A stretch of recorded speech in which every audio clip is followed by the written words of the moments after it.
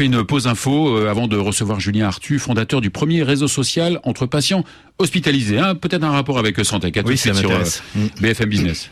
Retour sur BFM Business dans Check-up Santé. Alors pour ceux qui n'ont pas la chance de pouvoir nous écouter jusqu'à la fin, sachez que vous pouvez nous retrouver sur les podcasts de BFM TV. Vous pouvez aussi nous envoyer des messages sur la page Facebook de Check-up Santé et aussi sur le tweet @Check-up Santé. Julien Arthu, bonjour. Bonjour. Alors, vous avez créé le site internet Hôpital Affinité, qui est le premier réseau social intra-hôpital, c'est ça ? Exactement, donc pour connecter des patients par affinité à l'hôpital. Qui est d'ailleurs très très récent. Qui est très récent puisqu'on a 4 mois d'existence. Ah oui, plus que récent, c'est pas possible, hein ? Ah, plus que récent, c'est pas possible, effectivement. Vous étiez déjà donc dans le web de zéro, vous étiez déjà avant de démarrer ? Pas du tout, avant j'étais concierge privé, j'étais dans le domaine de l'hôtellerie, je fais une école hôtelière. Et en fait j'ai eu un accident de voiture en septembre 2011, assez grave, j'ai rencontré un pilier de pont et je suis resté hospitalisé environ 5 mois, dont 2 mois à l'IT. Et c'est là d'où est venue l'idée d'Hôpital Affinité, puisque ne pouvant pas bouger de mon lit, je me suis dit comment je fais pour rencontrer donc d'autres patients dans le même hôpital que moi, qui partagent les mêmes patients que moi. Alors vous êtes lauréat du trophée David Campbell. Qu'est-ce que le trophée David Campbell ? Alors le trophée David Campbell, c'est pour les concierges d'hôtel, concierges privés, c'est les personnes qui sont les meilleures, on va dire, parce que c'est un trophée qui est mondial, pour accueillir des personnes prestigieuses dans les hôtels. Et ça, c'était votre site alors ? Non, c'était mon métier avant. Votre métier, oui. Où je m'occupais de personnes fortunées pour de l'achat de biens de luxe au quotidien. C'est un super créneau. Pourquoi vous avez laissé tomber ? Parce que j'habitais à C'était plus drôle. C'était plus drôle, non ? C'était plus drôle, mais c'était aussi super prenant. Et que voilà, j'ai fait ça pendant un moment et je me suis dit tiens, le web m'a toujours attiré, l'informatique m'a toujours attiré, et je me suis dit je vais essayer de me reconvertir.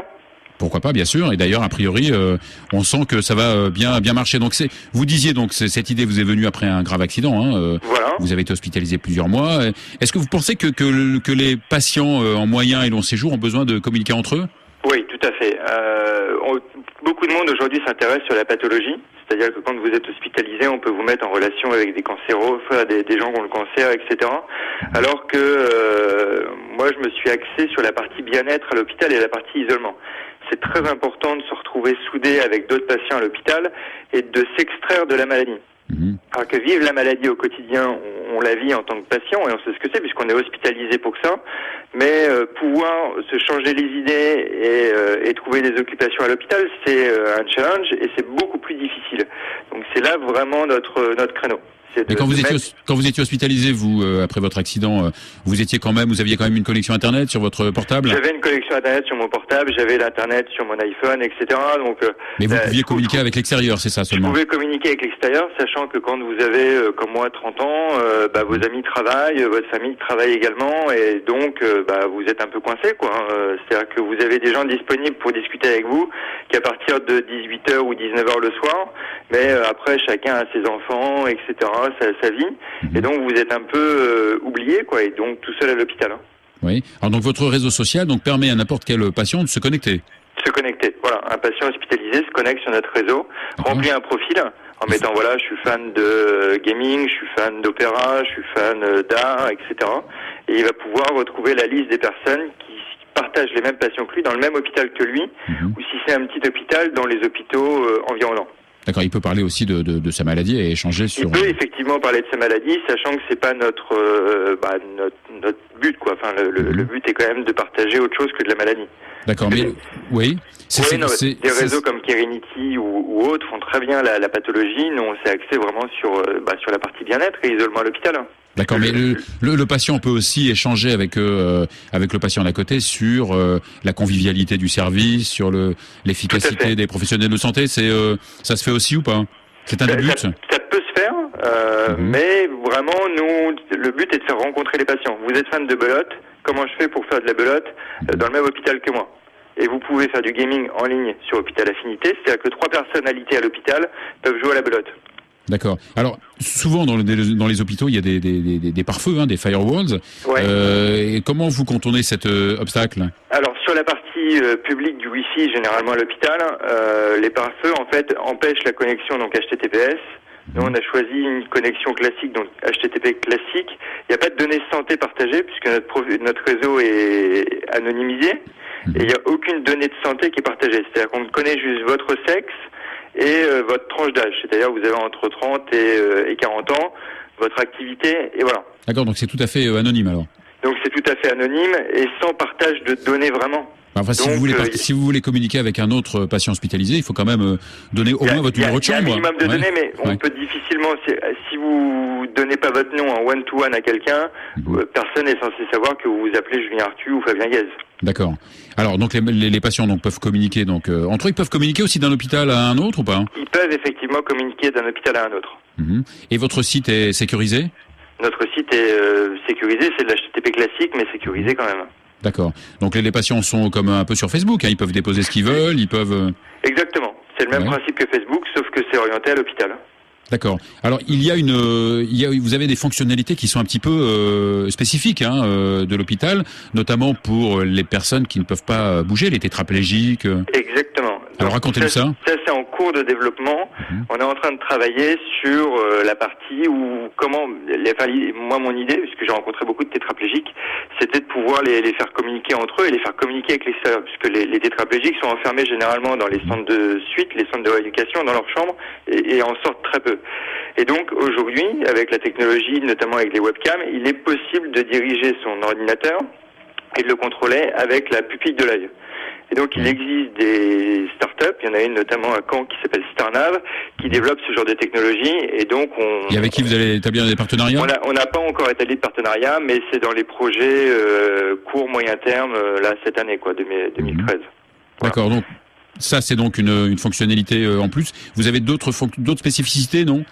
Sur la partie classique, hospitalisation classique, non. Enfin, c'est le même principe que Facebook, donc on n'a rien inventé. Ça reste relativement simple pour que ce soit accessible à tout le monde. C'est-à-dire que quelqu'un qui n'est pas connecté sur Facebook, qui va très peu, peut utiliser notre réseau. D'accord. Est-ce que vous avez besoin d'accords avec les hôpitaux?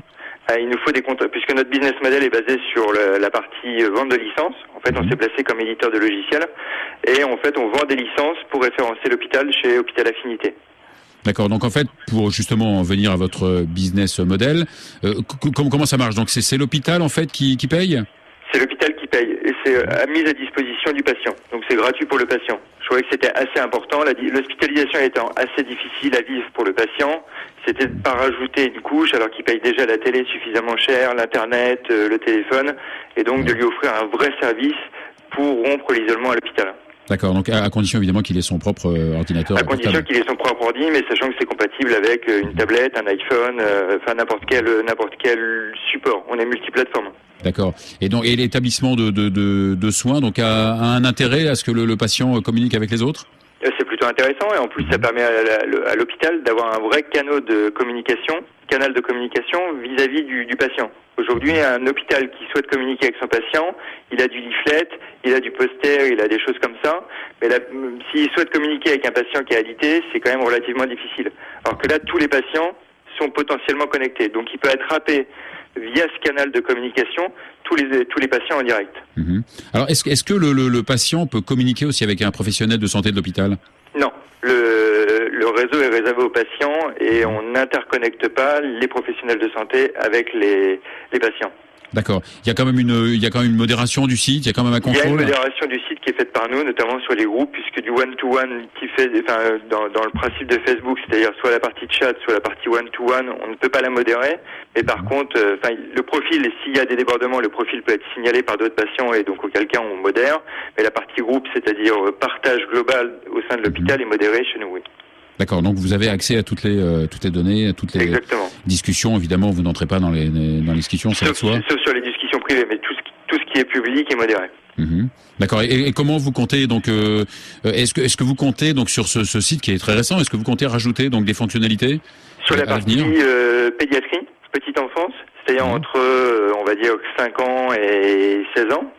Pour donner accès aux enfants qui sont hospitalisés, pouvoir les mettre en relation, parce que vous pouvez avoir des enfants qui sont en chambre blanche, mais qui souhaiteraient communiquer avec d'autres patients, jeunes, copains, dans le même hôpital. Et après, sur la partie EHPAD. D'accord. Et est-ce qu'il y a d'autres sites comme le vôtre en France ou ailleurs, non? Malheureusement, on est les seuls. Vous êtes les seuls, donc vous êtes surtout les premiers, donc. On est les premiers, et je dis malheureusement parce que c'est un peu dommage de pas s'intéresser vraiment au bien-être du patient, mis à part via la télé ou le téléphone, quoi. Oui, mais s'intéresser qu'un patient s'intéresse à l'autre patient surtout. Oui. Et vous, depuis 4 mois, vous avez quand même une certaine expérience. Quel constat vous faites après 4 mois? 4 mois, c'est plutôt une chouette réussite, parce que d'un point de vue média, on est très bien perçu par la presse grand public et la presse professionnelle, donc hospitalière. On est en phase de contractualisation avec différents hôpitaux, et voilà, on a c'est plutôt serein comme avenir. Et donc avec un vrai business model, c'est-à-dire qu'on n'a pas un business model avec du chiffre d'affaires à gagner dans les 5 prochaines années, et on ne sait pas ce qui va se passer dans les 5 prochaines années. Là, on est sur du chiffre d'affaires en rentrée directe, donc voilà, contractuel. C'est facile. Et vous avez été investi, non, pour lancer ce site ou Non, c'est mes fonds perso. Donc je suis en train de faire une petite levée de fonds, oui, mais qui reste privée, quoi, on va dire. Alors quels sont vos objectifs à court et moyen terme? Vraiment s'étendre globalement sur la France. Pour être très large sur les hôpitaux, c'est-à-dire connecter un maximum d'hôpitaux pour aller très vite. Et hôpitaux et cliniques, hôpitaux publics et privés, c'est-à-dire hôpitaux privés et publics. Et après, développer vraiment la partie EHPAD et pédiatrie. D'accord. Vous avez des accords avec les institutions, non? La FHF, la FHP, non? La FHP, on les rencontre prochainement. La FHF, on les a pas Fédération d'hospitalisation privée. Voilà, exactement. Et la FHF, pas encore. Donc voilà, mais les choses sont en cours et ça marche plutôt bien. Donc voilà, on est assez confiant et assez serein. D'accord. Donc votre objectif, c'est évidemment de connecter un maximum de patients entre eux. Très bien. Vous imaginez de mettre des pubs à l'avenir ou pas? Non, pas vraiment, ni de parce qu'on aurait pu aussi donc faire un réseau complètement gratuit et à ce moment-là revendre la partie données, c'est-à-dire affinitaire. Et j'ai choisi en fait de vraiment anonymiser et qu'il n'y ait aucune revente de données ni quoi que ce soit. D'accord. Vous avez un partenariat, une collaboration assez étroite avec Human Life qu'on a invité il y a 15 jours. Oui, qui est plutôt une chouette réussite parce qu'ils étaient encore sur Canal hier midi, je crois. Oui, on a un partenariat étroit, c'est-à-dire qu'on partage nos locaux. Et ça permet notamment avec Alexandre Play, le fondateur de Human Life, de brainstormer ensemble et d'avancer ensemble dans le domaine de la e-santé, qui est un domaine qui est très vaste et qui est pas forcément évident pour des jeunes start-upers comme nous. Très bien, Julie Arthu, merci. Merci à vous. On souhaite bonne chance à votre site internet qui s'appelle Hôpital Affinité, c'est ça? Exactement. Hôpitalaffinité.com. Facile. Alors, on fait une